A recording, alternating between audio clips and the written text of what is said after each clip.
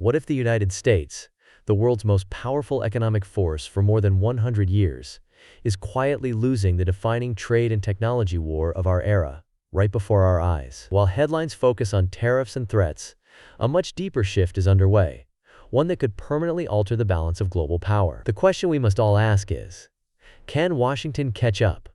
Or has Beijing already rewritten the rules of the game for the 21st century? To truly grasp this turning point, let's rewind the clock to the origins of the current conflict. In the spring of the year 2018, the Trump administration imposed sweeping tariffs affecting hundreds of billions of dollars worth of Chinese goods. The aim was clear and ambitious: to curb China's meteoric economic ascent and protect American jobs, intellectual property, and technological leadership. The world held its breath. Global stock markets shuddered. Pundits spoke of a new Cold War. For a brief moment, it seemed the United States had seized the initiative, pressuring China into submission. But Beijing was not caught flat-footed.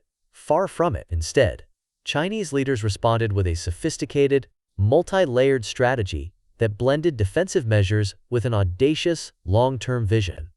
Rather than simply weathering the storm, China began to invest at an unprecedented scale in technological self-reliance.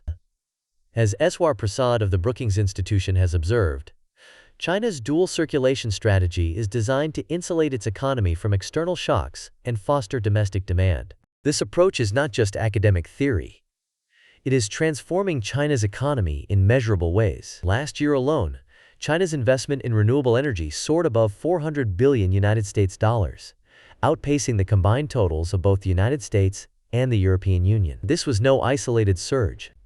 In the second quarter of the current year, China injected $60 billion into its artificial intelligence and semiconductor sectors, signaling an unrelenting drive for innovation and technological independence. These numbers are not mere policy aspirations. They are being realized on the ground. Consider this. In the first half of this year, Chinese companies secured a remarkable 22% increase in artificial intelligence-related patents, positioning China as a global leader in the race for next-generation technologies. At the same time, China's Ministry of Industry and Information Technology set an ambitious goal: to reach 70% self-sufficiency in core components, such as microchips, by the end of this year. This drive for autonomy is already bearing fruit. The Harmony operating system, China's homegrown answer to Android, now powers over 1 billion devices, from smartphones and tablets to smart home appliances and industrial machinery. This is not just a symbolic victory. It is a practical demonstration of China's capacity to reduce its reliance on American and Western technology giants. The digital transformation does not stop there. The digital yuan, China's central bank digital currency, has quietly rolled out in 25 cities, facilitating cross-border trade settlements and bypassing traditional, dollar-dominated payment systems like WFT. In June of this year, 10 new national data zones came online, designed to supercharge the digital economy by providing vast computing power and secure data storage. China's digital sector already accounts for over 41% of its gross domestic product, and projections suggest that this figure will surpass 50% within the next 2 years. These developments are not taking place in a vacuum.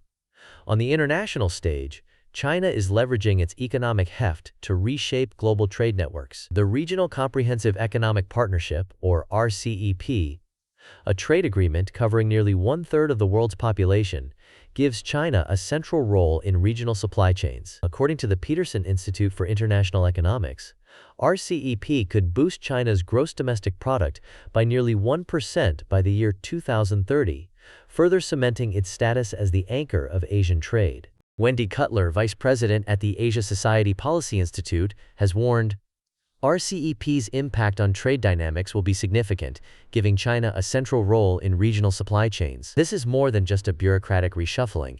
It is a strategic pivot that could redraw the map of global commerce for decades to come. Meanwhile, the United States, for all its power and innovation, is struggling to respond with equivalent speed and scale. Recent months have seen a 15% drop in China's rare earth exports, a move designed to prioritize domestic industries and force international manufacturers to reconsider the resilience of their supply chains. The C919 jetliner, China's first domestically produced commercial passenger aircraft, secured 300 new orders in the first half of this year, a milestone that reduces China's reliance on Boeing and Airbus and signals Beijing's intention to dominate strategic sectors previously controlled by the West. These victories are not without their skeptics.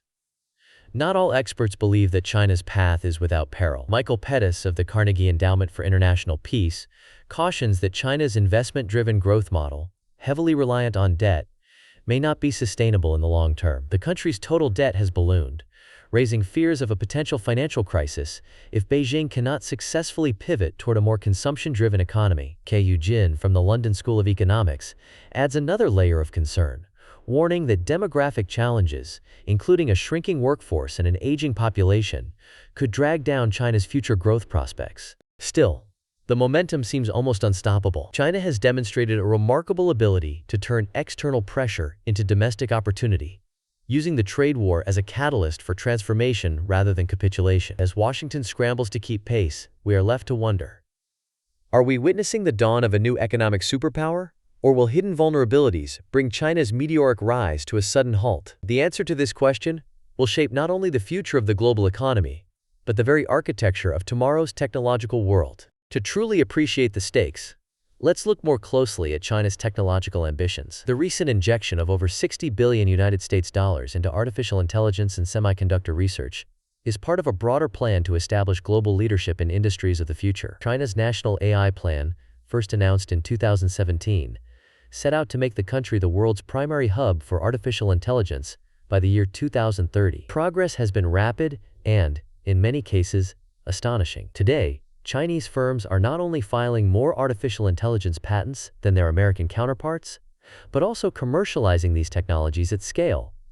From autonomous vehicles and drone swarms to advanced facial recognition systems and predictive analytics for smart cities. This relentless drive for innovation is underpinned by the so-called dual circulation strategy, a concept that has become central to Chinese economic policy. As Eswar Prasad explains, this strategy aims to reduce China's vulnerability to external shocks, such as Western sanctions or global market volatility, by nurturing a robust domestic market. At the same time, China continues to expand its influence abroad, forging new trade partnerships, investing in Belt and Road infrastructure, and leveraging its technological achievements to win allies in Africa, Latin America, and Southeast Asia. The numbers tell a compelling story. In 2024, China poured a record $400 billion into renewable energy, more than the United States and the entire European Union combined. Investments in solar power, wind farms, and battery storage are not only decarbonizing China's energy mix, but also positioning its companies as global leaders in the green transition. This matters because the technologies developed in China today may power the rest of the world tomorrow. For example, Chinese solar panel manufacturers now control more than 3/4 of the global market, and Chinese battery makers lead in next-generation lithium-ion technology, crucial for electric vehicles and energy storage. Meanwhile, the country's digital sector continues to expand at breakneck speed. Digital platforms like Alibaba and Tencent have already revolutionized retail, payments, and communications for more than 1 billion users. The Harmony operating system, developed by Huawei, is now installed on more than 1 billion devices, providing a homegrown alternative to Google's Android and Apple's iOS. This remarkable achievement is a direct challenge to Western software dominance and is driving a wave of software innovation across China's technology ecosystem. China's central bank digital currency, the digital yuan, is another game-changer. Already in use across 25 pilot cities for cross-border settlements, the digital yuan allows businesses and consumers to bypass the traditional, dollar-centered global payment system. According to Alicia Garcia Herrero, chief economist for Asia-Pacific at Natixis, the digital yuan could one day threaten the dollar's supremacy, even if widespread adoption remains a daunting challenge. But the direction of travel is clear.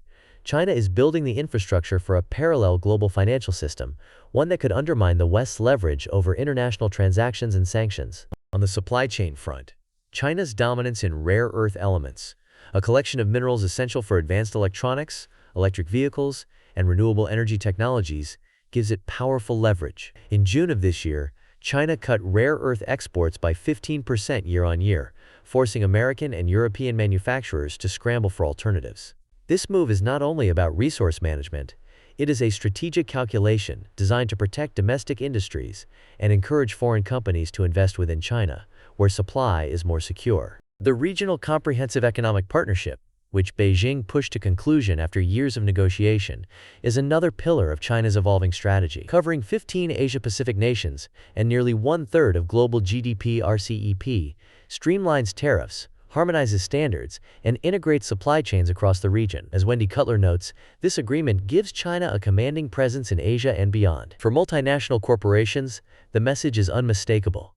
If you want to be part of the world's fastest-growing markets, you must play by China's rules. Yet, for all its successes, the Chinese model is not without flaws. The country's breakneck growth has been fueled by unprecedented levels of debt, particularly at the local government and state-owned enterprise levels. Michael Pettis warns that this debt-fueled investment cannot go on forever. If Beijing fails to rebalance toward consumption-driven growth, the risk of a financial crisis will only grow.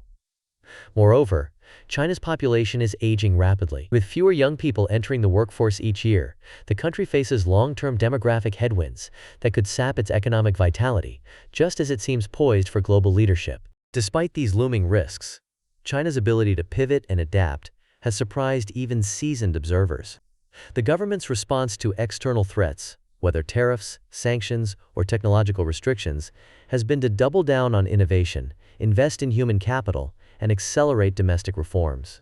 For instance, the rollout of 10 new national data zones in June is designed to catalyze the digital economy, supporting everything from artificial intelligence training to cloud computing and e-commerce logistics. But what about the United States?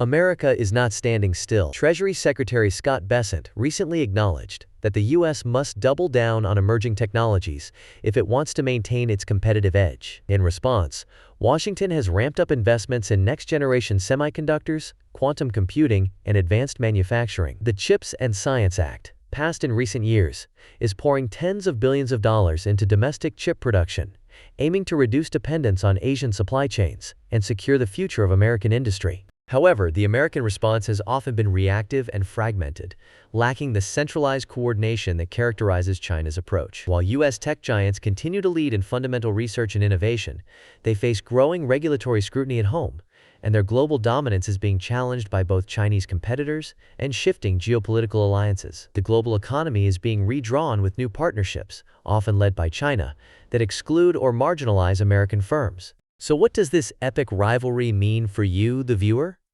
The answer is more than you might think. The smartphone in your pocket, the price of your groceries, the security of your personal data, all of these are shaped by the decisions made in Beijing as much as those in Washington. If you are an investor, entrepreneur, or policymaker, the lesson is clear. Adaptability and a deep understanding of global trends are no longer optional. They are essential for survival and success. Companies must monitor shifts in supply chains, digital currency adoption, and government policy on both sides of the Pacific. These are the early warning signs of where opportunities and vulnerabilities will emerge. For ordinary citizens, awareness is your best tool. The more you understand how the world's economic chessboard is changing, the better equipped you are to safeguard your interests. This might mean upskilling for the jobs of the future, paying closer attention to where your products are made, or being more mindful about your digital footprint and the security of your information. As the rules of money, data, and innovation are rewritten, those who stay informed will have the greatest leverage. Let's consider some possible scenarios for the next decade. One path could see the rivalry escalate into a full-blown technology Cold War, with both sides erecting barriers and competing for dominance in artificial intelligence, quantum computing, and green technology. Another scenario might involve a limited trade agreement, focusing on areas where cooperation is still possible: climate change, public health, or space exploration. The most concerning outcome, of course, would be a broader geopolitical conflict, with economic competition spilling over into military confrontation. The future trajectory will depend on the choices made by leaders in both countries and the ability of the international community to mediate and adapt. In conclusion, is China's model sustainable? The truth is, it's complicated. China's resourcefulness and long-term planning have allowed it to outmaneuver American trade tactics for now. But hidden risks remain, from mounting debt to demographic decline, and the ever-present challenge of fostering true innovation in an environment with tight state control. As Alicia Garcia Herrero points out, the rise of the digital yuan could, in time, threaten the dollar's supremacy, even if widespread global adoption is still a hurdle. Yet both countries are, in a sense, rewriting the rules as they go. There is no fixed playbook, and the outcome is far from certain. Here is a little-known fact. As of July in the year 2025, the digital yuan is already being used in 25 cities for cross-border trade settlements, quietly paving the way for a parallel global payment system outside the Western-dominated SWIFT network. If you think the economic rivalry is just about tariffs or tech gadgets, think again.